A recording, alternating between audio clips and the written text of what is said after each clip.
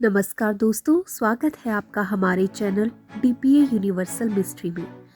आज हम बात करेंगे चांद और उससे जुड़े कुछ अनोखे रहस्य के बारे में। तो चलिए शुरू करते हैं। चांद हमारी पृथ्वी का इकलौता नेचुरल सैटेलाइट है। साइंटिस्ट का कहना है कि आज से 450 करोड़ साल पहले थैया नामक उल्का पृथ्वी से टकरा गई थी, जिसकी वजह से पृथ्वी का कुछ हिस्सा टूटकर अलग हो गया, जो कि चांद बना। उस समय पृथ्वी द्रव रूप में थी। चांद 27 दिनों में पृथ्वी का चक्कर पूरा करता है और पृथ्वी के समंदरों पर आने वाले ज्वार भाटे के लिए भी जिम्मेदार है। अब बात करते हैं चांद के अस्तित्व में आने की थ्योरी के बारे में। अभी तक चांद के बनने की 3 थ्योरी सामने आई है, जिसमें से पहली फिशिंग थ्योरी है।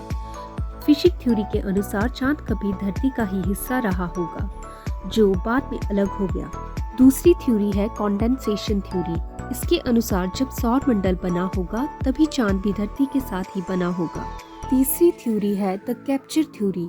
इसके अनुसार चांद अपने सौर मंडल का हिस्सा न होकर किसी और सौर मंडल का हिस्सा रहा होगा और उसके ऑर्बिट से निकलकर हमारे सौर मंडल में चला आया होगा और पृथ्वी की ग्रेविटी की वजह से वह धरती के ऑर्बिट में फंस गया होगा।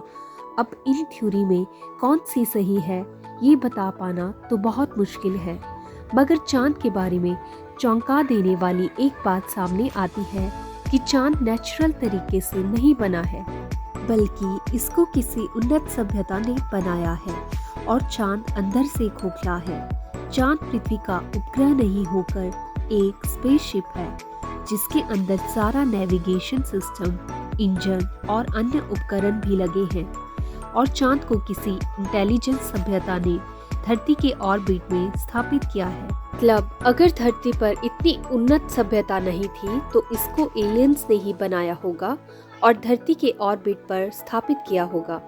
यह बात कितनी सच है कि चांद एक नेचुरल सैटेलाइट नहीं है, बल्कि एक यांत्रिक उपग्रह है, और वो भी छोटा नहीं, बहुत बड़ा सैटेलाइट। चलिए इसको विस्तार से समझते हैं। 20 नवंबर 1969 को अपोलो मिशन के दौरान अपोलो टीम ने एक ल्यूनर मॉडल चांद पर भेजा। जब वह चांद से टकराया तो वहां पर 30 फुट चौड़ा गड्ढा बन गया। चांद पर भूकंप जैसी हरकत पैदा होने लगी। जब वह मॉडल चांद की सतह से टकराया तब चांद की सतह 1 घंटे की तरह बचने लगी और चांद का सरफेस 1 घंटे तक वाइब्रेट करता रहा, जिसके रिजल्ट नासा के साइंटिस्ट ने रिकॉर्ड किए और वे शॉक्ड रह गए, क्योंकि ऐसा तभी मुमकिन है जब चांद की सतह मेटल की बनी हो और अंदर से खोखली हो। साइंटिस्ट के अनुसार चांद और पृथ्वी की एज इक्वल होनी चाहिए, लेकिन फैक्ट्स और साइंटिस्ट की रिसर्च और कैलकुलेशन से पता चलता है कि चांद धरती से भी पुराना है, क्योंकि जब खगोलविदों के द्वारा चांद की मिट्टी मटेरियल की जांच की गई तो पता चला कि चांद 5 बिलियन साल पुराना है, जबकि पृथ्वी 4 बिलियन साल पुरानी है। इससे पता चलता है कि चांद धरती का हिस्सा नहीं है, बल्कि कहीं बाहर से आया है। चांद पर पाए जाने वाले पत्थरों में यूरेनियम 236 और नेपच्यूनियम 237 जैसे एलिमेंट पाए गए, जो पृथ्वी पर प्राकृतिक तौर पर नहीं है। चांद की सतह टाइटेनियम, यूरेनियम 236, नेपच्यूनियम 237 जैसे एलिमेंट से बनी है, जिसको ज़्यादातर स्पेसशिप की बाहरी सतह के रूप में प्रयोग किया जाता है, जिससे सतह ज़्यादा तापमान और दबाव को सहन कर सके, और चांद का सेंटर भी हल्के हल्के तत्वों से बना है। इसका मतलब तो साफ यही निकलता है कि चांद अपने आप नहीं बना, बल्कि इसको बनाया गया है।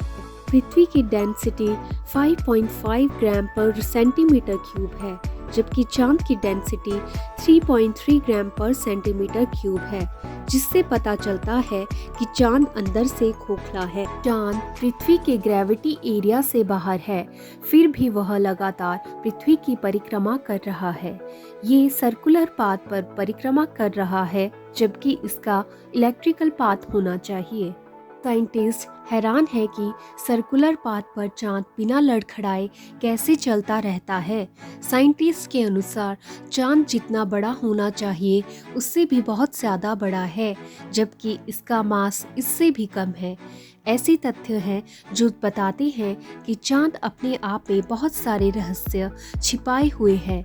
यदि हमारे चांद को एलियंस ने बनाया है तो इतने बड़े चांद को बनाने के पीछे उनका क्या प्लान होगा। इतना तो तय है कि जिन्होंने इस चांद को बनाया है उनका प्लान भी बहुत ही बड़ा होगा। तो ये थी आज की चांद और उसके रहस्यों से जुड़ी हुई जानकारी। अगली वीडियो में चांद के कुछ और रोचक रहस्यों के बारे में बात करेंगे। अगर वीडियो पसंद आई हो तो लाइक और सब्सक्राइब ज़रूर कीजिएगा।